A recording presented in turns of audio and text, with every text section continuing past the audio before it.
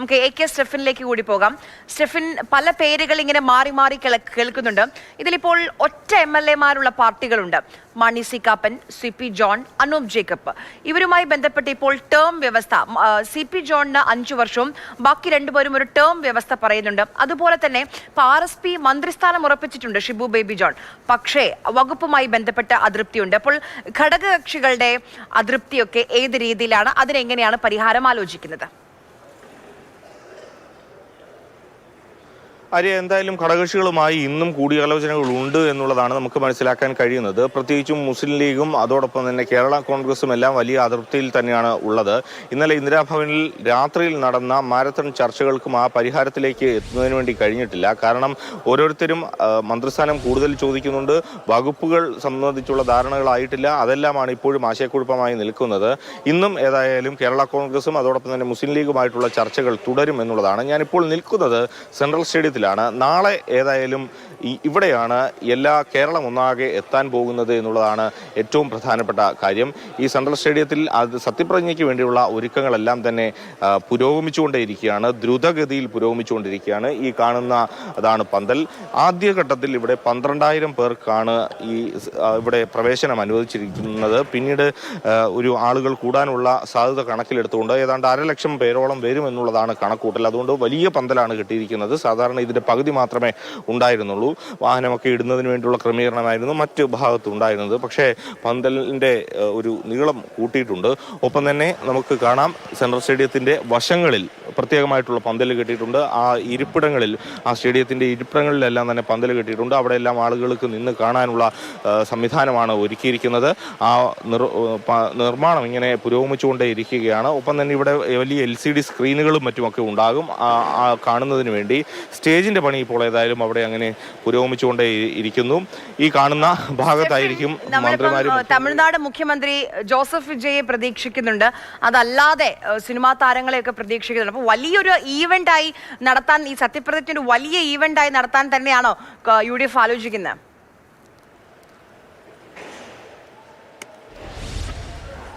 ഏതായാലും ഒരു വലിയ ഇവന്റ് ആയി മാറും എന്നുള്ളതാണ് UDF-ഉം കണക്കൂട്ടുന്നത്. കാരണം നേരത്തെ തന്നെ കൊടുത്തിരുന്ന പാസുകളെല്ലാം തന്നെ ഇപ്പോൾ പോയിട്ടുണ്ട്. ഏതാണ്ട് 1,00,000 പേരോളം ഇവിടെ വരും എന്നുള്ളതാണ് കണക്കൂട്ടൽ. എനിക്ക് മനസ്സിലാക്കാൻ കഴിയുന്നത് അതിനപ്പുറത്തേക്കൊക്കെ എത്താനുള്ള സാധ്യതയാണ് ഉള്ളത്. ഏതായാലും വാഹന നിയന്ത്രണം ഈ തിരുവനന്തപുരം നഗരത്തിലുടനീളം ഏതായാലും ഉണ്ടാകും. ഒപ്പം ജോസഫ് വിജയ്, തമിഴ്നാട് മുഖ്യമന്ത്രി, അദ്ദേഹം ഇങ്ങോട്ടേക്ക് എത്തുന്ന കാര്യത്തിലും ഒരു സ്ഥിരീകരണം ഇന്ന് വരേണ്ടതുണ്ട്.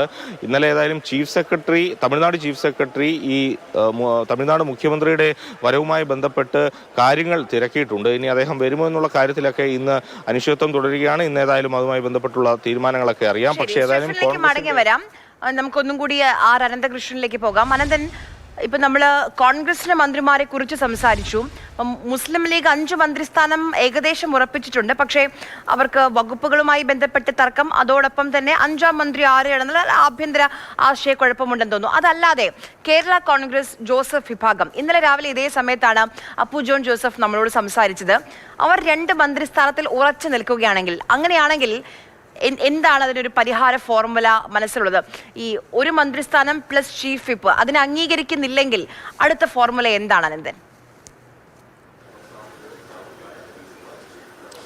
കേരള കോൺഗ്രസ് ജോസഫ് വിഭാഗത്തിന്റെ കാര്യത്തിൽ ഇപ്പോഴും തർക്കം തുടരുകയാണ്. 2 രീതിയിലാണ് ആ തർക്കം. ഇപ്പോൾ മുസ്ലിം ലീഗിനുള്ളത് സമാനമായ രീതിയിൽ ജോസഫ് വിഭാഗവും കോൺഗ്രസ് നേതൃത്വവും തമ്മിൽ ഒരു തർക്കം നിലനിൽക്കുന്നു. അതിനൊപ്പം തന്നെ ജോസഫ് ഗ്രൂപ്പിന്റെ പാർട്ടിക്കുള്ളിലും ചെറിയൊരു അസ്വസ്ഥതയും പുകയുന്നുണ്ട്. ഇന്നലെ രാത്രി വൈകിയും 2 ഘട്ടങ്ങളിലായിട്ട് ജോസഫ് ഗ്രൂപ്പുമായിട്ട് ചർച്ച കോൺഗ്രസ് നേതൃത്വം നടത്തിയിരുന്നു. അപ്പോൾ കോൺഗ്രസ് നേതൃത്വം മുന്നോട്ട് വെക്കുന്ന ഫോർമുല എന്ന് പറയുന്നത് ഒരു മന്ത്രിസ്ഥാനവും ഒരു ഡെപ്യൂട്ടി സ്പീക്കർ സ്ഥാനവുമാണ്. നേരത്തെ ചീഫ് വിപ്പ് സ്ഥാനം എന്ന ഒരു നിർദ്ദേശം മുന്നോട്ട് വന്നിരുന്നെങ്കിലും അത് കോൺഗ്രസ് തന്നെ വേണം എന്നുള്ളൊരു നിലപാടിലേക്ക് പോയി. അതുകൊണ്ട് ഡെപ്യൂട്ടി സ്പീക്കർ സ്ഥാനം എന്നുള്ള കാര്യമാണ് മുന്നോട്ട് വെച്ചിരിക്കുന്നത് കോൺഗ്രസ് നേതൃത്വം. അപ്പോൾ അതിന് ജോസഫ് ഗ്രൂപ്പ് വഴങ്ങിയിട്ടില്ല. അവർ പറയുന്നത് ഈ 5 മന്ത്രിമാർക്ക് 5 MLA-മാർക്ക് ഒരു മന്ത്രി എന്നുള്ള റേഷ്യോ പരിഗണിക്കുകയാണെങ്കിൽ മുസ്ലിം ലീഗിന് 5 മന്ത്രിമാരെ നൽകുന്നു. അപ്പോൾ അത് വെച്ചിട്ട് ഞങ്ങൾക്ക് 2 മന്ത്രിമാർക്ക് അർഹതയുണ്ട്.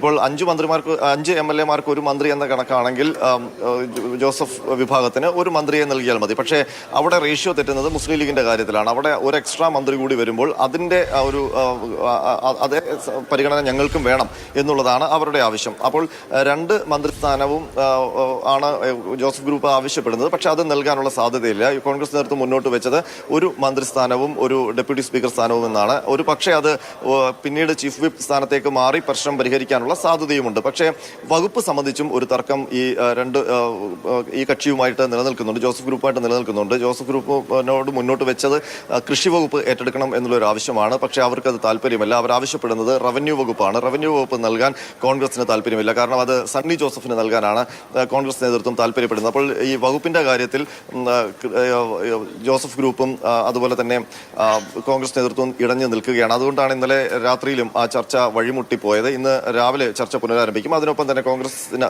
ജോസഫ് ഗ്രൂപ്പിനകത്ത് തോമസ് ഉണ്ണിയാടൻ മന്ത്രിസ്ഥാനം വേണം എന്നുള്ളൊരു ആവശ്യം ഉന്നയിച്ചിട്ടുണ്ട്. ഇന്നലെ രാത്രിയിൽ അദ്ദേഹത്തിന്റെ മണ്ഡലത്തിൽ നിന്ന് ഇരിങ്ങാലക്കുടയിൽ ഞാൻ അനന്തരിലേക്കും സ്റ്റെഫിനിലേക്കും മടങ്ങി വരാം.